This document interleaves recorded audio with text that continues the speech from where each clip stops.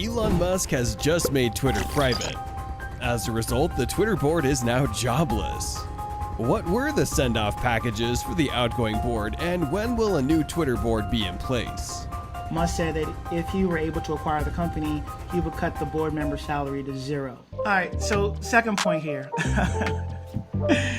Elon Musk threatens to cut Twitter board member salaries to zero as his takeover bid morphs into referendum on company.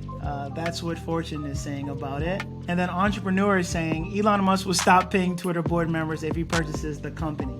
The billionaire took to Twitter to explain how he would cut company costs by no longer paying board members who make between 250 and 300 grand annually. So let's just stop. Let's just stop right there. Holy I need to join a board, Olivia. I didn't know the board members made 200 to 300 grand just to give advice, because I think that's like all they do.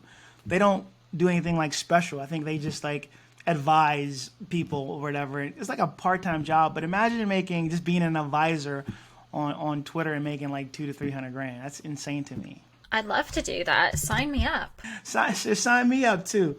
I mean, I'm over here working hard, but these board members apparently are making 200 to 300 grand a year just to give advice. Think about how often they meet as well. Board members don't typically meet as often as like typical employees. So maybe a couple of times a year you meet, 100%. I want to do that. I definitely want to find out how to get a job like that or get a position like that. Anyway, let's see what these guys are saying. When Tesla CEO Elon Musk revealed that he made a nearly $3 billion investment in Twitter on April 4th, not many would have anticipated the soap opera that was about to begin. In a matter of weeks, Musk went from deciding whether or not he would join the Twitter board to launching a full-blown $43 billion hostile takeover bid to gain control of the company. Twitter board members responded to the unwelcome offer on Friday by taking to a so-called Twitter pill designed to prevent the billionaire entrepreneur from completing his takeover, or at the least make the whole process less appetizing. So let's look at what Elon said. I love the fact that he tweets all this stuff out. That makes it super interesting. She's like Trump. On Monday, in a response to a tweet that argued that Twitter's board interests aren't aligned with its shareholders because of lack of insider ownership, Musk said that if he were able to acquire the company, he would cut the board member salary to zero. Here's a tweet. Board salary will be zero if my bid succeeds. So that's $3 million saved right there. Oh, shit. So what's the takeaway from this so far? Well, if you're lucky enough to have a board seat making 200-300 grand a year, you should be providing value. And that's in any job or career, right?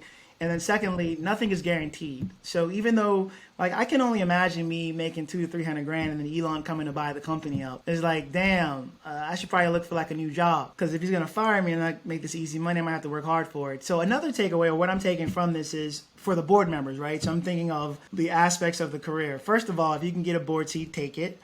And then secondly, nothing's guaranteed. Anybody can always come in and buy your company. So I think it's a good takeaway from all of us as we look at building our careers.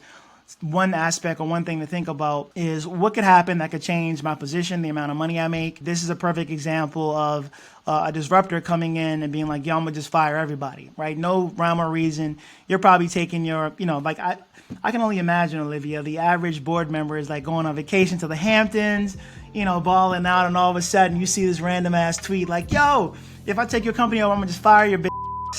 it's like damn, that's 200-300 grand. The takeaway here, guys, is relatively straightforward, which is as you look at your career, and even if things are cool now, they might not always be, so you should always be thinking forward, always be having different plays in motion.